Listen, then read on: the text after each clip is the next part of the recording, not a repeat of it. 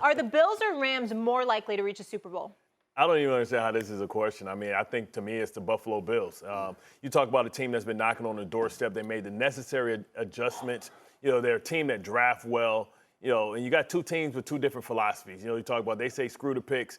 Buffalo has built it organically, so that means that they have a longer window to stay open. You look at, going out and they got the Super Bowl whisperer over there now. If people don't realize that Von Miller went there and he's been the linchpin that's been, a key component to a lot of Super Bowls. I think he goes there and he gives. What happened with Buffalo last year? They couldn't finish. They had Mahomes on the ropes. They had Kansas City on the ropes. They couldn't finish. They go out and get one of the best finishers in all of football in Von Miller, and he's going to, I think, take them to the next level. So to me, it's the Buffalo Bills. Right now, it's their time to take that next step, and I think, the Rams take a step back. I respectfully disagree, and I don't think it's as easy as you say, but it's by default. It's not me disagreeing with what you're saying about the Buffalo Bills. It's me pointing out to you that the road to prosperity is more difficult in the AFC this year than I think it's going to be in the NFC. When I think about the NFC, let me go down the line. I'm looking at the Los Angeles Rams. Clearly, all bets are off if Matthew Stafford's elbow ain't right. We understand that. We're making these predictions assuming health. Right. All right, fair enough. So I'm going to tell you, I'm looking at the Rams. I'm looking at Cam Akers being in that backfield. I like that, brother.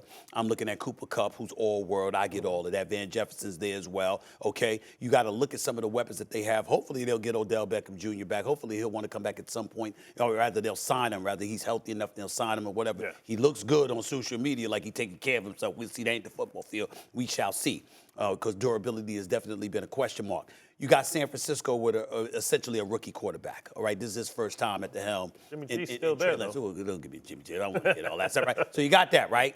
And Seattle obviously is what it is. And then Arizona, when again, you sign Kyler Murray, and I get that, and I believe in the brother, and they've improved every year with him behind center. But nevertheless, they are who we thought they were when the playoffs showed up last year. I can't ignore that. I look at the South. The Saints are real, no doubt about it. The defense is all world, and offensively with Thomas and Olave and those boys we know, and Alvin Kamara, we get all of that. But Jameis Winston is still a huge question mark.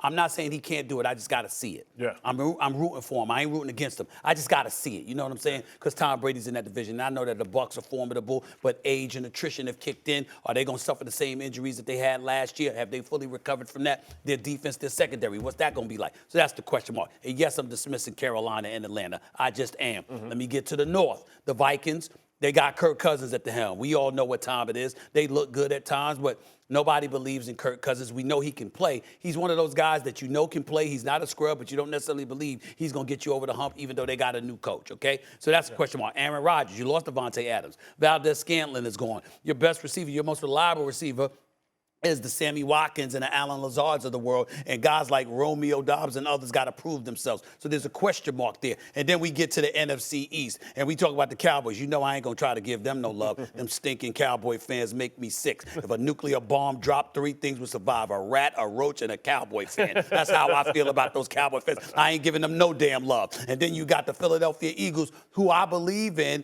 will elevate themselves and win the division crown. Yeah. But Jalen Hurts is a question mark. So I'm saying to you, everything that you're saying, I'm looking at the Rams, who are the reigning defending Super Bowl champions. Yeah. Outside of Von Miller, their nucleus returns. Okay, who knows whether OBJ is going to be back? Robin Woods, whether or not he's going to be back, if I remember correctly. Well, no, he's in Tennessee. No, he's in Tennessee. Yeah. Thank you for reminding me. Damn, I forgot about that. Okay, but you still got pieces there.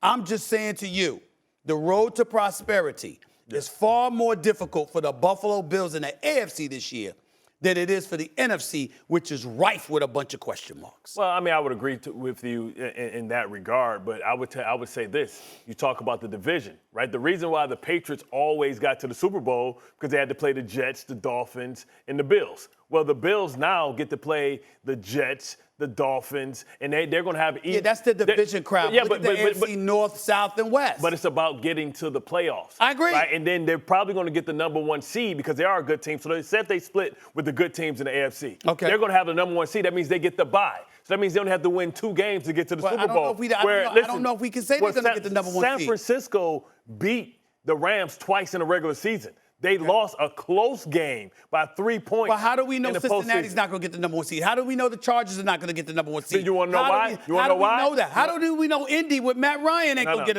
a top seed? We don't know. Because when you look within their divisions, Cincinnati's not going to go through unscathed playing Baltimore, and when Deshaun Watson comes back, they're going to beat up on each other. You look at the AFC West, right? You look at, they have 4 legitimate teams that can win the Super Bowl. They're going to beat up on each other. They're not going to sweep the division. Okay. So meanwhile, Buffalo's going to be able to sit there and be able to have an easy, smooth transition to the road to prosperity. So they're going to get there. And you talk about the Rams are razor thin. One thing about when you say screw those picks, that means you ain't got no depth. That means for all the good players you have, you got to pay top dollar for. So that means their backup, the drop-off between them and their backup is tremendous because you don't have money to bring in solid veterans. Mm-hmm. No Whitworth, right? No Von Miller. So that means now they're going to slide the line and be able to try and take Aaron Donald away, which was the problem last year, which is why you went and acquired Von Miller so that they can have to. But you went and acquired Von Miller in the middle of the season. You could go and acquire somebody else. Remember, they were struggling. Who's available? Is it a Von Miller available for this year? We don't know. And if they are available, will they decide to go to the Rams and not go? Because what do